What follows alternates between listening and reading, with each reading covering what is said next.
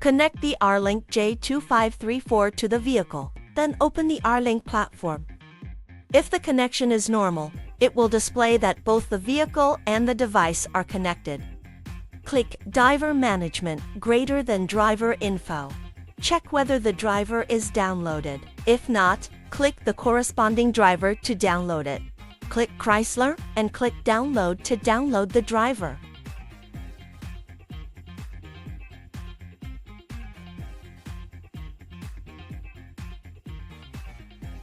Click Driver Info.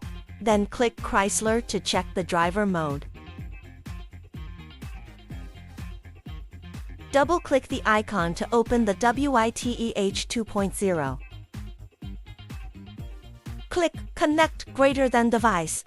Then click Non-verified J2534 device and choose Topdon Rlink. Log in to the WITEH2 account registered on the Chrysler official website.